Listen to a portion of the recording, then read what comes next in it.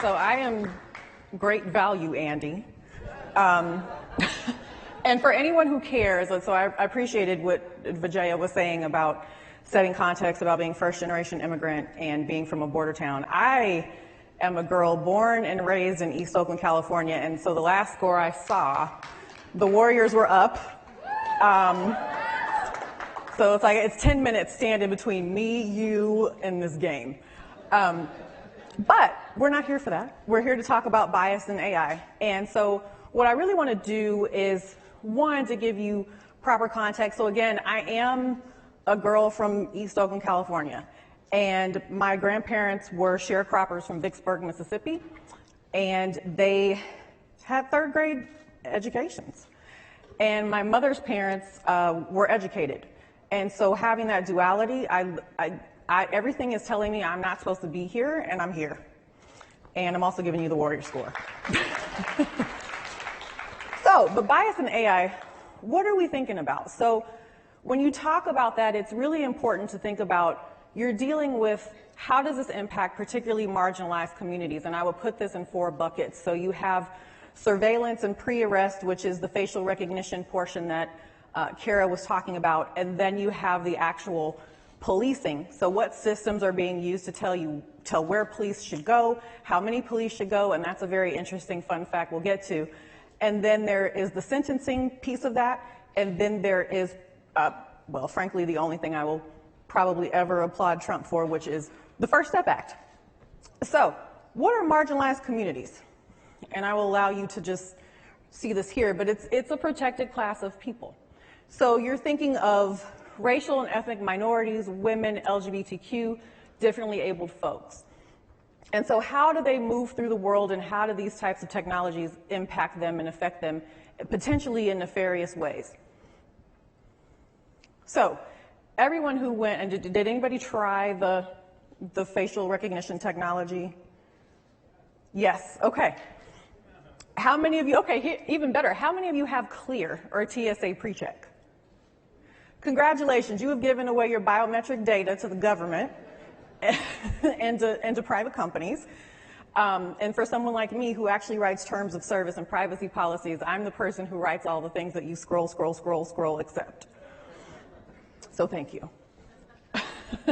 But when you think about this, it's okay, so facial recognition technology is telling you, or is telling the government rather, what do you look like, what are the dimensions, how can we actually properly surveil you?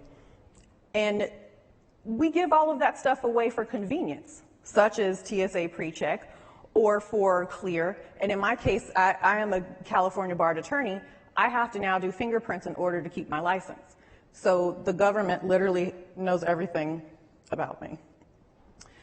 Now, if anyone is on Twitter and you keep up with some of these issues, there was a thread where this woman, Mackenzie, tweeted at JetBlue and said, I boarded a flight and you took a picture of my face and allowed me to board instead of taking a boarding pass. I don't remember consenting to this. Also, how do you know what I look like? How do you know that that's me?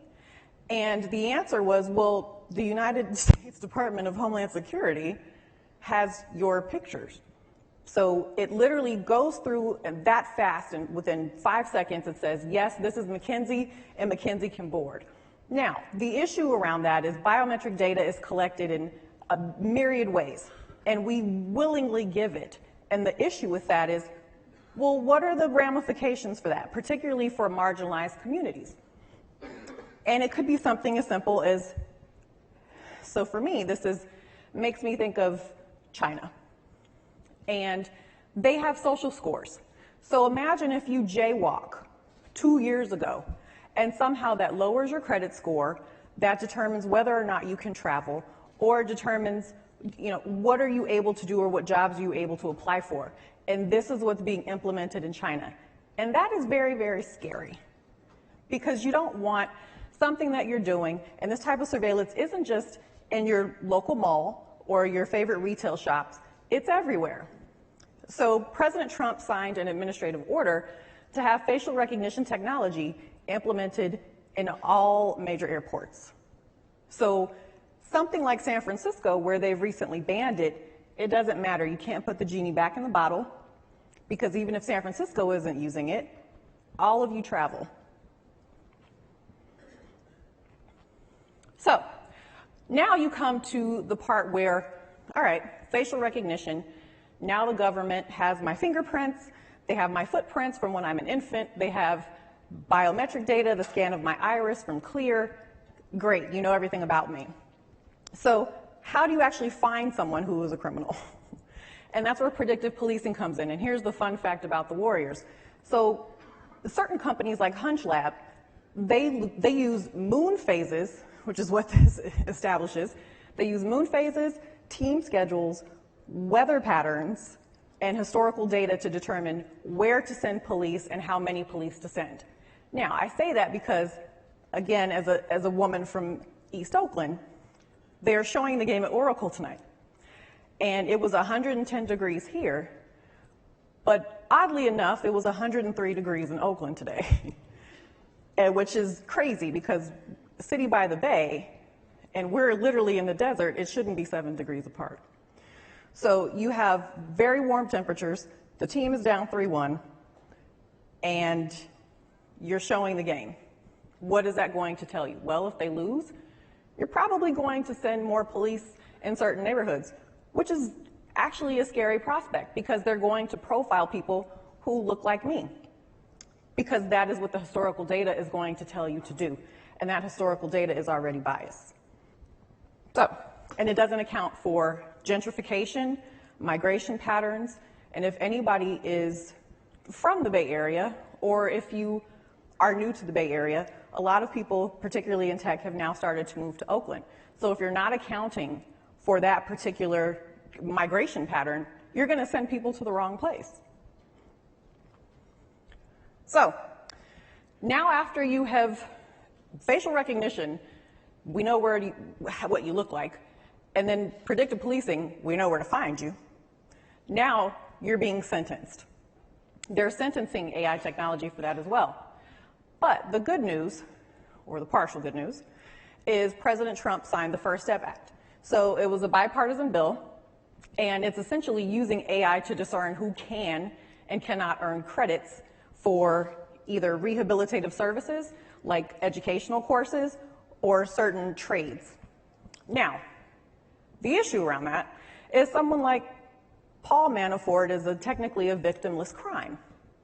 And so he was sentenced to 4 years, and based on the use of this technology, he could actually earn credits for early release versus someone who may have been imprisoned for a drug crime.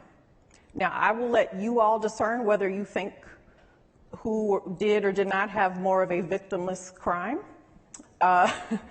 depending on, if you like subversion of democracy or not. That's, it's totally up to you.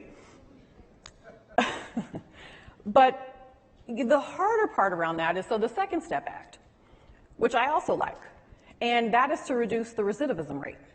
And so what Trump wants to do with this is to ensure that those people who were imprisoned now have a seamless transition back into the community. They have a job, they're able to take care of their families and to seamlessly transition. The concern and the problem with that, however, is that if you have a felony on your record, particularly if you were from one of those marginalized communities that we talked about in the first slide, so if you're black, brown, a woman, differently abled, and you have a felony, it's that much harder to get a job. Now add automation and AI on top, and robotics on top of that, and it's hard for those folks to find work.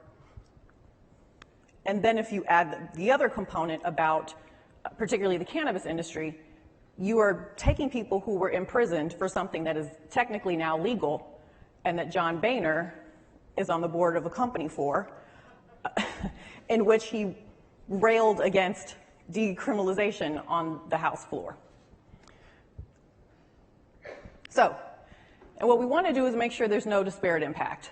And disparate impact means you have an unintentional, and I want to be clear, it's unintentional. You don't know what you don't know. And so it's something that you do or create with your product, and it has an unintentional effect on some of these marginalized groups. And the intent isn't to discriminate, but you don't know what you don't know, and it's a blind spot. And so why should you care about this? Easy answer. So Google in 2015 used AI and facial recognition, and it identified African Americans as gorillas. And last year, Amazon's facial recognition technology identified members of the Congressional Black Caucus as people, which is great, that's progress. But the problem is they misidentified them as felons.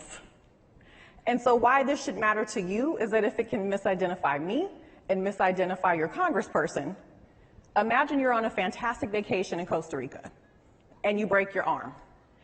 And this technology is able to recognize you, and it combines with other data portals, and it knows if you're married, if you have insurance, if you have a checking account, what's your credit score, and you pull up to a private hospital after you break your arm, parasailing, let's say, and the door won't open because it recognizes your face and says, this person can't pay. That is the dystopian future that we don't want. And so I want everybody to think about that when you build your products. Who's building them? Who are you building them for? And who are you building them with? Because Black Mirror is more than an ocean. So, good night.